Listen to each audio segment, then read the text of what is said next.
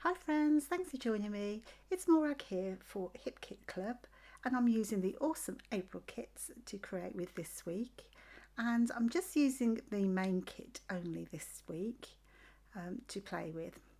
So I love that swatch paper that came in the main kit, and I was trying to work out what could I do that was something a little bit different with that paper.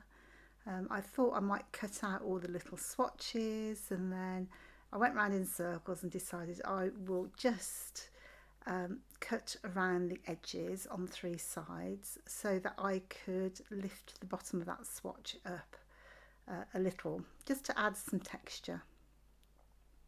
So I've got out my ruler and X-Acto knife, and I am just using that then to cut along the sides. And I've just found it easier if I just went in each direction one at a time. And as you can see, it takes a little bit of time, but it's very easy to do, so don't be put off by using a knife. And then what I'll do is I'll flip the papers around and then just join up the vertical lines with horizontal lines. And that will free up the bottom of each swatch. And I'm just going to poke wherever my lines didn't meet up. But it was a really simple technique anyway, so and it did turn out more or less how I imagined it to. Just so I can make things a little bit more interesting, I'm actually cutting off the right hand column there. And I'm going to back it with that fun kind of painterly paper. And I'm just going to curl the swatches up enough just to reveal that paper below it. So to make things a little more interesting, I'm going to ink onto white cardstock, making a border on the left hand side. So I'm using the inks that we received in the colour kits over the past 3 or 4 months, which are Catherine Pooler inks. And they're pretty pastel colours, all sorts of colours. Now I'm just testing out the colours there on some scrap paper or on the back of my paper. And what I'd really like to do is try and match up the colours somewhat with those paint swatches. So I used the mixed media stamps that came with the March colour kit, which are definitely my most favourite stamps of all time. They are just so fantastic. And then I should be using a selection of those inks just to get a soft colour on the left hand side there. So I had got some ink on that stamp there, which then came off with the blue, so it came out of a bit of a weird colour. And there was no yellow in the inks that we've had this year, but we did have some Catherine Pooler inks last year. And one of those was a colour called Limoncello, which was just perfect for this. So it's fantastic getting the colour kits because you know, they don't go off. You always use things like the inks and the shimmers. So you know, it's one of my favourite things we get each month is the colour kit. So I have built up that rainbow to match those swatches, and then I'm just adding some splodges on the left hand side there. So those lined up pretty well, and the colours are a fairly good match. And as I say, it was just something to I don't know, just do something a bit more interesting. So now I've got all the bits and pieces together, I'm just going to trim down the background papers so they all fit on a 12 by 12. Just matting my photos onto some plain cardstock.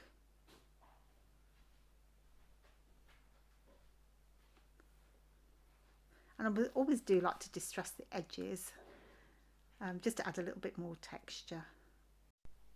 So I'm just going to carefully glue that paper, the swatch paper, onto my pattern paper. And normally I'd probably do some gutting, but I'm just going to mount the whole thing onto the white cardstock. just so it's nice and secure. So this is more or less going to be the main feature of the layout, so I don't think too much decoration on top, because it's going to be quite a busy layout already. So if you've not had a chance to take a look at the April kits, I would suggest you just go ahead and check them out, because there's loads of pretty papers and elements in this kit, and it's just one of those kits that you could use for any occasion, because there's lots of different elements in there. It has a slightly vintage feel, but not in those kind of brown and grey kind of ways, but it's got some vintage elements, but in gorgeous shades of blues and purples, as well as the usual pinks and oranges. So it's a really good versatile kit, I think. Now, some of the tags I've cut out there are from the main kit, one of the pattern papers, and I've just cut those out by hand, and I'm going to just tuck them in as journaling cards. So the actual photos are just with my friend and I as we went out for a meal one night, and in our local shopping centre they had these Union Jack umbrellas, because we've just celebrated the King's coronation here in the UK. So there's lots of opportunities for photo ops around our town as we celebrated that coronation. So I love the die cuts that are in the main kit this month. As I say, there was a mixture of some vintage elements, but they were nice and bright, so not really dull as you would with most vintage things, but they're perfect for a spring layout. And originally I think I wanted to raise those swatches up so that I could tuck things poking out from behind those swatches. But in the end, I just tucked in a few flowers, because I think it was quite a busy layout, much probably busier than I would normally do. So I kind of chickened out, I think. And I'm just tying some twine there to the left hand side where that border is. So just to give it a bit more definition, I did stitch it together.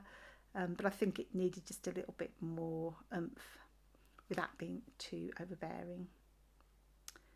So in the March colour kit we have the mixed media stamps, and those, if you haven't got them yet, go out and get them, because they're worth every single penny, and you'll just use them again and again.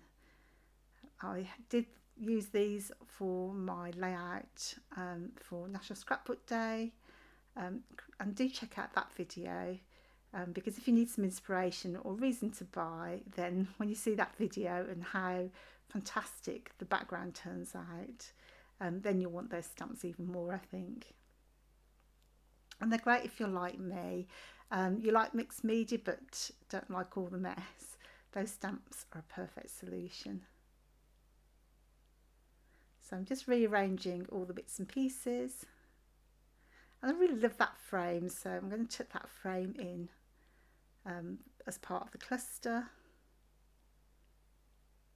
And I just need to get the positioning just right. And I love the little clock that came in the kit as well.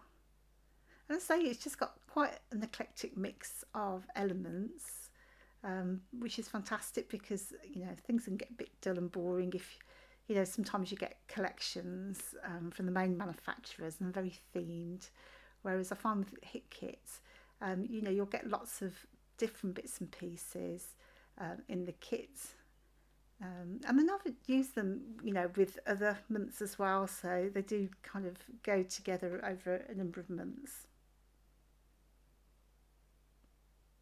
So actually this is going to be more or less it. So I'm going to leave you with the close-ups and some music, and I really hope you've enjoyed this layout, and do be sure to go and check out the Hip Kit Club group, where you'll find lots of inspiration, not only from the design team but from the customers as well, who do a beautiful job each month. So do be sure to check those out, and I will see you on the next video. So if you like this one, I'd really appreciate a thumbs up or a comment. I love to hear what you think, and don't forget you can subscribe to Hip Kit Club and hit the bell to make sure you get the latest notifications from the team. And you can also subscribe to my channel, which is Morag Cuts. So I'll see you on that next video then. Take care now. Bye.